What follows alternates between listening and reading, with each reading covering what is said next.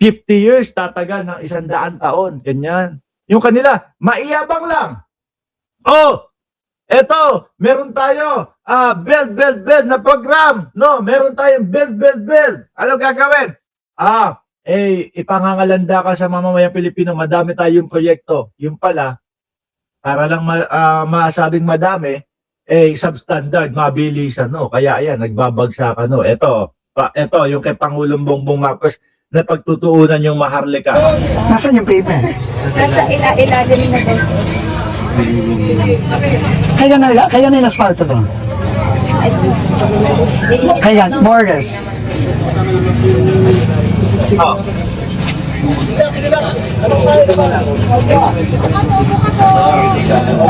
Oo, pero papahinto ko, papapost ko muna lahat ng mga local Bagal, lasog-lasog na. na project ka mukha nito. So,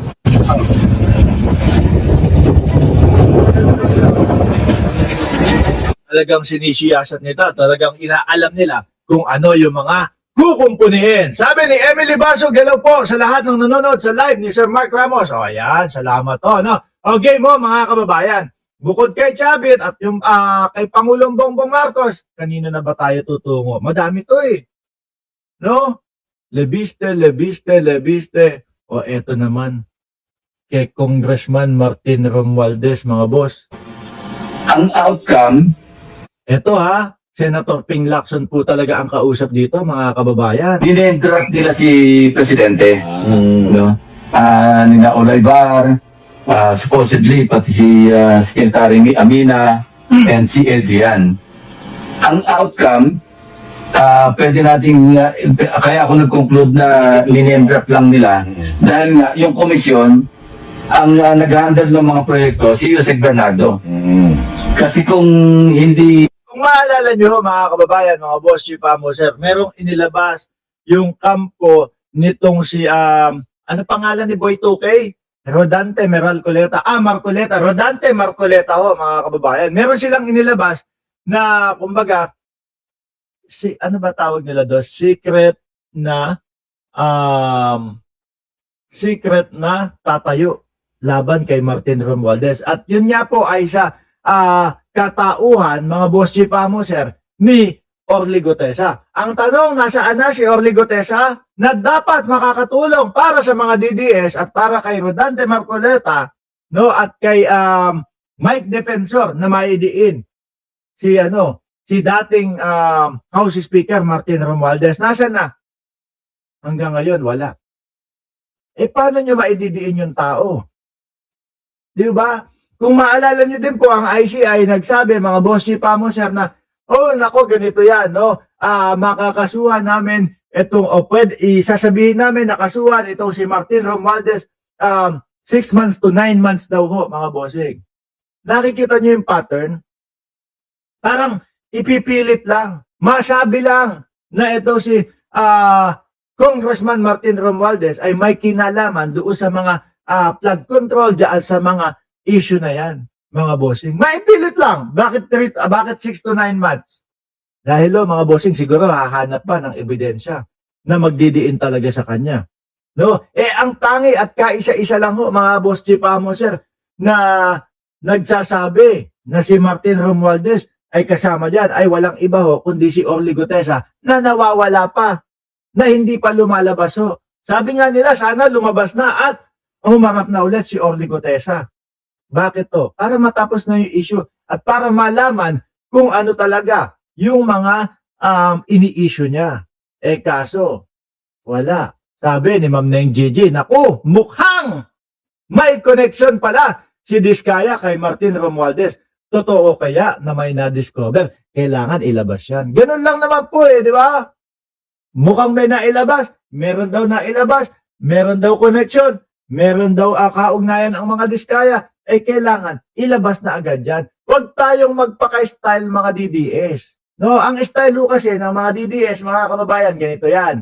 Sasabihin ng mga DDS, meron na kaming ebidensya para dito sa tao na to. Meron na kaming ebidensya kay Martin Romualdez. O sige, labasan ngayon ng ebidensya. Saka na lang. Ano na lang, sa tamang panahon na lang. Di ba? Wag tayong magiging ganon. Kailangan kapag ka sinabi, meron, latag agad. Di ba? Kagaya, naalala nyo, yung pulburon video nila. Inis na inis, galit na galit sila kay Pangulong Bongbong Marcos. Meron silang ebidensya, pruweba, na gumagamit daw si Pangulong Bongbong Marcos, mga bossing. Di ba? So ngayon, ang nangyari, sabi nila, ilalabas namin yung pulburon video. Ngayon, nilabas yung pulburon video, 2 taon. Saliwa ho, mga bossing. Nasasaliwaan ako, kailangan labas agad. Di ho ba? At eto pa, meron bagong issue. Tutulungan ko na kayo. Di ba, mga DDS, tutulungan ko na kayo. May bagong issue, may bagong ini-issue. Multi-million euro Spain property links to Romualdez. Yan din, simple lang. No?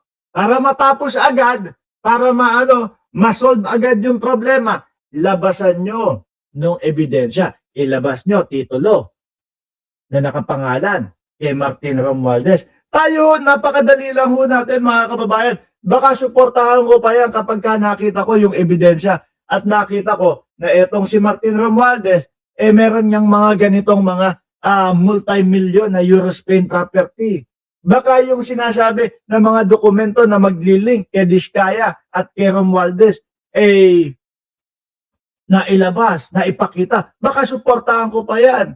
Kaso, biruin nyo, yung 2 Diskaya o si Curly Diskaya, siya mismo ang nagsabi, ano daw? Ang sabi daw ho, mga kababayan, ay wala kaming physical o anumang pagkakaugnayan, no? O naging transaksyon with Martin Romualdez. Ngayon, ang tanong, paano kukonekta yung Martin Romualdez at Diskaya na sinasabing ebidensya laban kay Martin?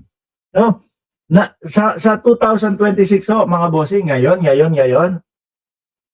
ang resolba lang po sa lahat, labas yung ebidensya.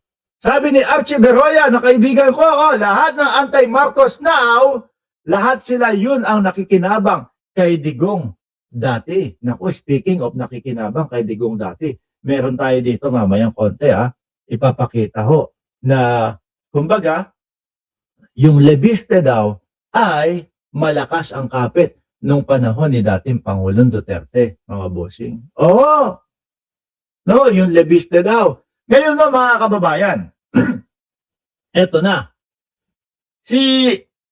Madaming mga DDS ang nagsasabi ho na, naku, sinabi ninyo, madaming makukulong dyan. Sinabi ninyo, maraming makukulong dyan. Sinabi ninyo, bago magpasko, may makukulong na. No? Actually, meron naman po, mga bossing Chief Amo, sir.